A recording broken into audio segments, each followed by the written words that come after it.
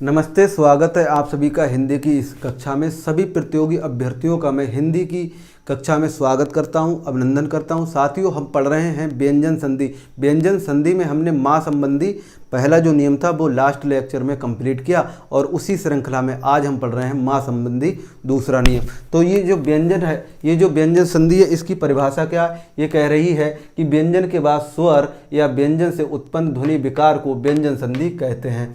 ये जो परिभाषा हो गई। अब ये माँ संबंधी दूसरा नियम है, वो कह रहा है माँ का मेल जो हलंत माँ है, माँ का मेल का चा टा ता पा वर्ग में से कोई अक्षर हो, यानी जो हमारा का वर्ग है और चा वर्ग है और टा वर्ग है और ता वर्ग है और पा वर्ग है, यानी का वर्ग के अंतर्गत आने वाले का खा गा घा णा चा छा जा झा या टा ठा डा डा णा ता था दा धा ना पा फा वा भा माँ, इनमें से कोई अक्षर हो, इनमें से कोई अक्षर हो तो ये जो माँ है उसी वर्ग का पांचवा हो जाएगा, यानी उसी वर्ग का पांचवा हो जाएगा। का वर्ग का पांचवा कौन सा है? ना। चा वर्ग कौन सा है? यहाँ। टा वर्ग कौन सा है? ना।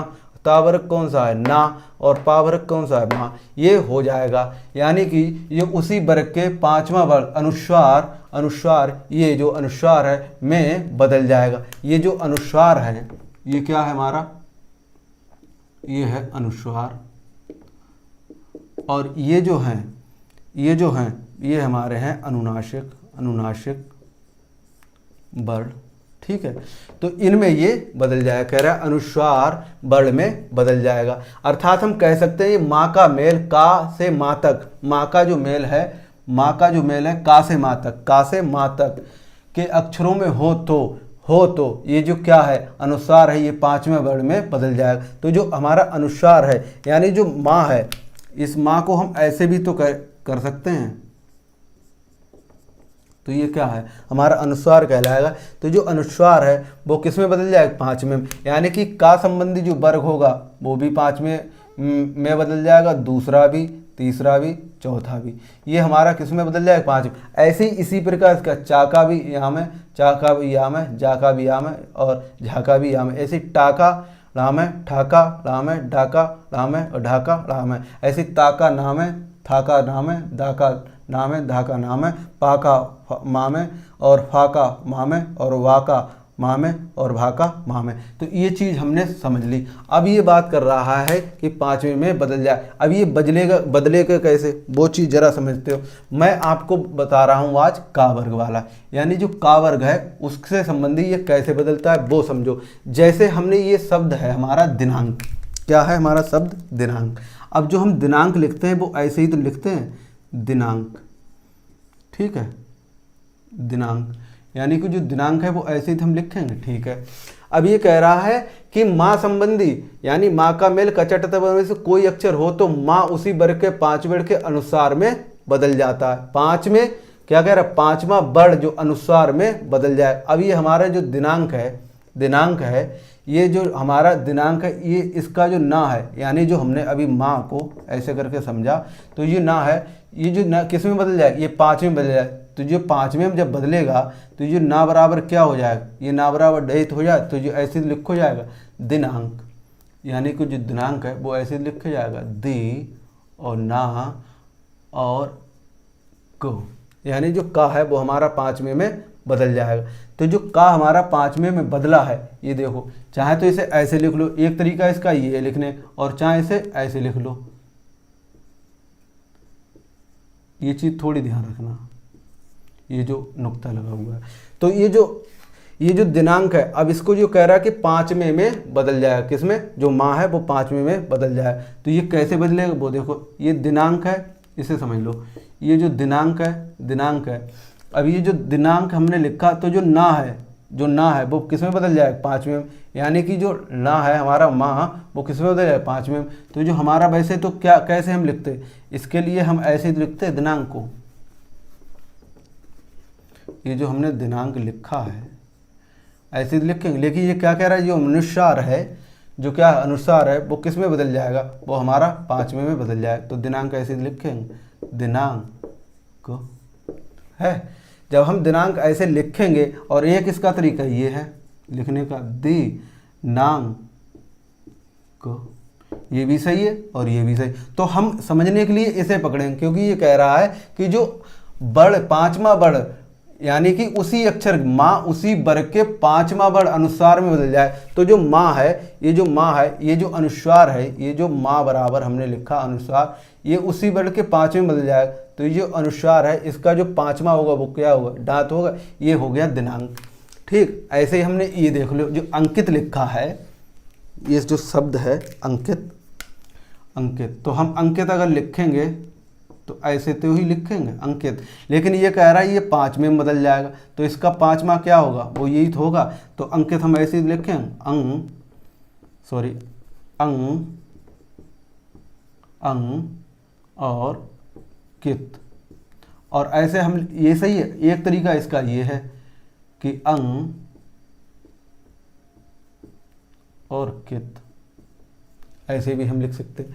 तो ये दोनों जो हमने लिखा, तो ये चीज़ हम समझ रहे हैं यहाँ पे कि जो माँ है वो पाँचवें में बदल रहा है, यानी जो माँ बराबर हमने ये चीज़ समझी, ये किस में बदल रहा है, पाँच, यानी जो का है हमारा वो किस में बदलेगा, पाँचवें में बदल गया। तो जो पाँचवें में बदल गया का, तभी तो ये चीज़ यहाँ पे आई, ये आई यहाँ पे, यानी जो वो यहाँ पे ऐसी ही तो आई, तो ये हो गया अंकित।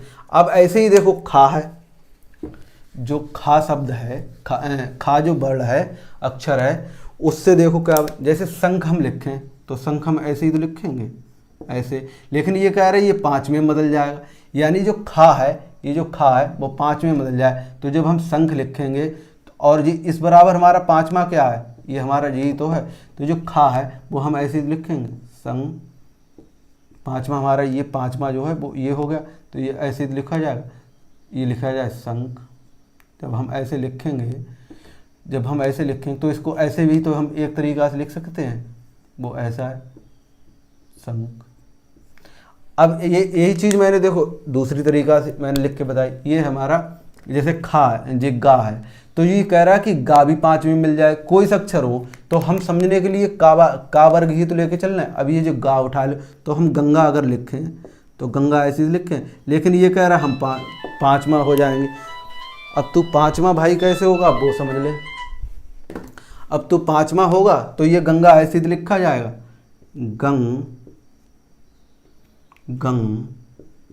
गा, या ऐसे लिख सकते हैं गंगा। तो जो गंगा है, ये जो गंगा है ऐसे लिखा जाए, सॉरी, ये जो गंगा है या तो हम ऐसे लिखें या ऐसे लिखें, तो ये भी सही। अब जैसे फिर हमारा पाँचवा ये चौथा है, तो इसे हम कैसे करें, तो हम लिखें जैसे संग लिखें, जैसे संग होते नहीं है कि वो समितियाँ वगैरह संग होते नहीं, कि वो क्या होता है, जन मोर्चा संघ, जन मोर्चा संघ। तो ये जो संघ हम लिखते हैं वो ऐसे ही तो लिखते हैं। तो ये जो संघ हम लिखेंगे, ये कह रहा हम पाँच में हो जाएं, तो ये संघ हम जब लिखेंगे तो ऐसे ही तो लिखेंगे संघ। ठीक है, जब ऐसे लिखेंगे, इसका एक तरीका और ऐसे लिखने का, वो है ऐसा। ठीक है, तो कुल मिला के ये जो मैंने चीज़ समझी है, मैंने आपको समझाई है, वो यही तो कह रहा है कि जो का है वो भी पाँचवें में मेंशन हो जाएगा। यानी जो का है, जो कह रहा है माँ जो है, ये जो माँ बराबर है, ये अनुस्वार का पाँचवें अनुस्वार में बदल जाए। अर्थात हम कह सकते हैं माँ का मेल यदि का से माँ तक के, यहाँ से यहाँ तक के जो वर्ण हैं, के अक्षर, सॉरी, के का से माँ तक के जो अक्षर हैं, इनसे हो तो जो अनुस्वार है वो पाँचवें वर्ण में बदल जाएगा। यानी जो अनुस्वार है वो पाँचवें वर्ण में बदल गया। देखो ये सब बदल गया, ये यहाँ पे ये था, ये पाँचवा हो गया। यहाँ पे ये जो गंगा था ना, गंगा में ये जो गंगा, ये पाँचवा हो गया। तो ये चीज़ हमने समझ ली। अब हम चलते हैं आगे, वो क्या है वो समझो जरा।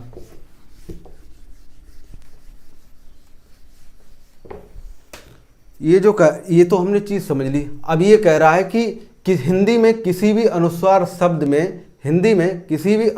शब्द में संधि विच्छेद पूछा जाए तो अनुस्वार के स्थान पर हम माँ कर देते हैं, अनुस्वार के स्थान पर हम माँ कर देते हैं। जैसे ये अहंकार है, तो अहंकार को ऐसे भी तो हम लिख सकते हैं हिंक। अब ये जो पाँचवा बनेगा, जो अनुस्वार है वो पाँचवा बनेगा, वो ऐसे ही तो बनेगा, तो ऐसे हो जाएगा अहंकार। ठीक ऐसे ही ये है अहं अहंकृत, तो ये ऐसे बन जाएगा अहम, ये जो है ना, ये इसका क्या बनेगा, इसका देखो फिर वो ही बन जाएगा ऐसे अहं कृति।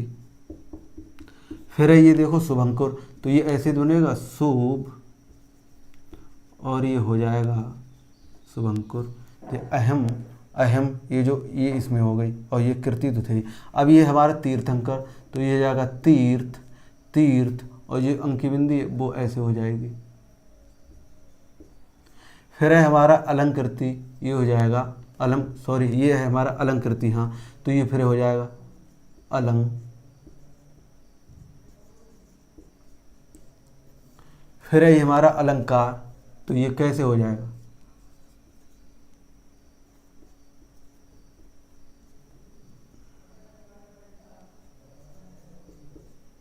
फिर है हमारा ये दीपांकर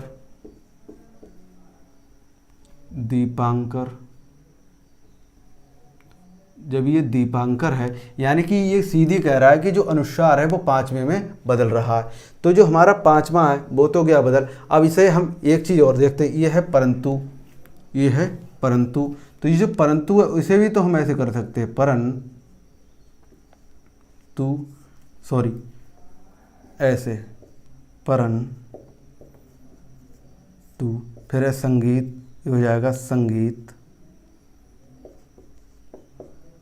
फिर है ये संघनन संघनन, तो हो जाएगा संघनन संघनन। फिर है ये हमारा पंचम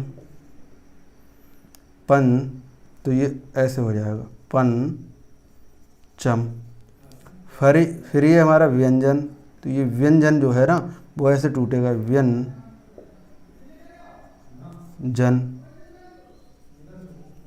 फिर है हमारा ये संक्रांति, तो ये जो संक्रांति है वो कैसे टूटेगी, वो ऐसे टूटेगी।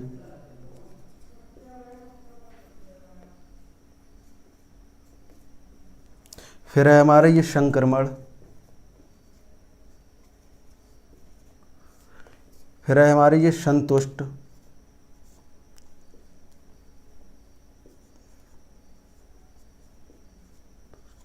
यानी कि ये जो हम लिख रहे हैं परंतु, और ये लिख रहे हैं इस तरह से परंतु, ये दोनों ठीक हैं। यानी इस वाले जो लाइन है ये भी पूरी ठीक है, और ये है ये भी पूरी ठीक है।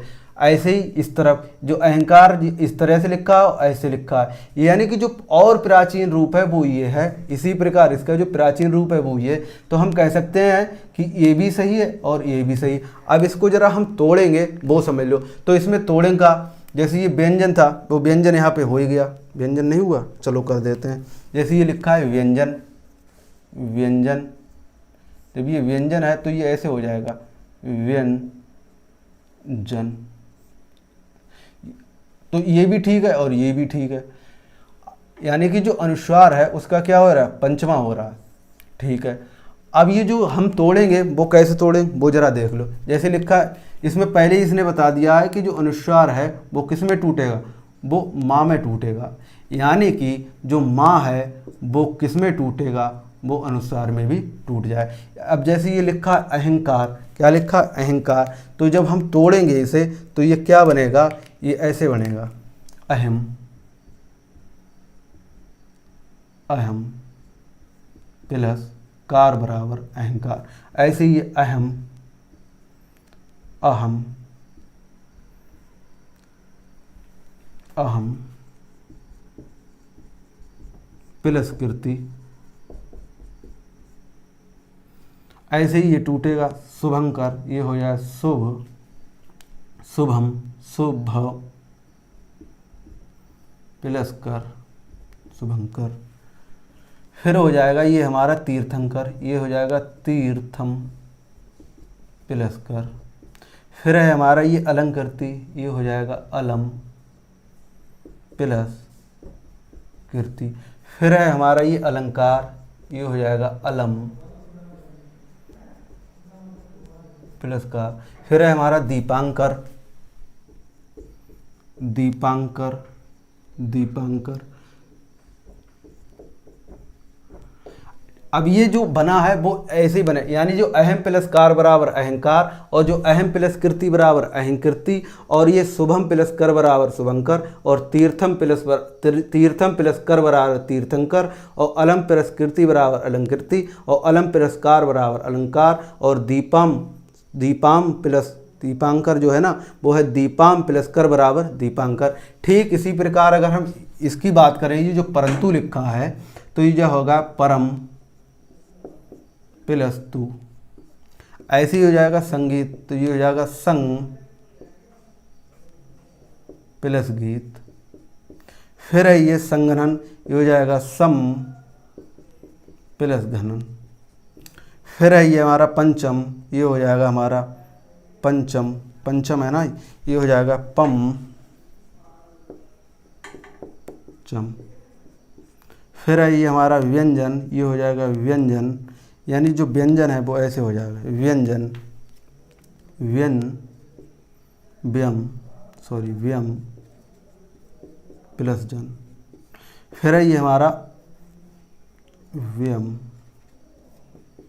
प्लस जन। फिर है हमारा ये संक्रांति, तो ये हो जाएगा सम प्लस। फिर है हमारे ये संक्रमण, सम प्लस क्रमण। फिर है हमारे ये संतुष्ट, ये हो जाएगा सम प्लस तुष्ट। फिर है हमारा व्यंजन हो गया, हाँ हो गया, चलो फिर से कर लेते हैं, व्यम प्लस जन।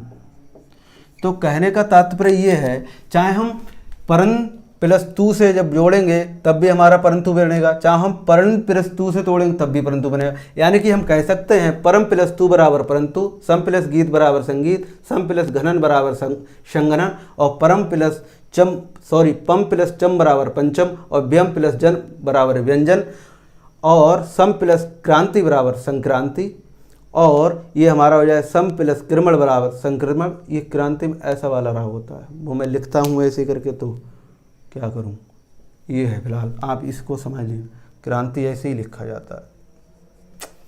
कहाँ गया यार,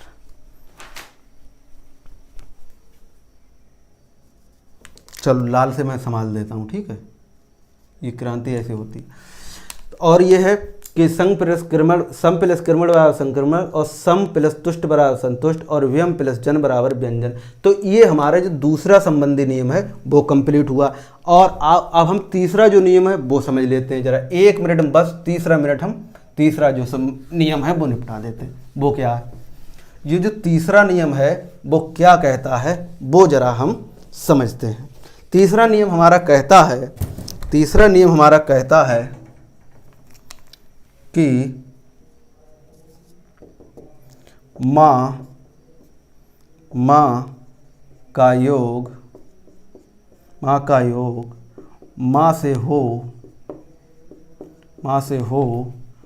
तो संधि नहीं होती है, नहीं होती है। ये समझ लो, जैसे एक शब्द लिखा है वो है सम प्लस मान बराबर क्या हो जाएगा, सम्मान। क्या हो जाएगा, सम्मान। और दूसरा हमने लिखा है सम प्लस मति बराबर सम्मति।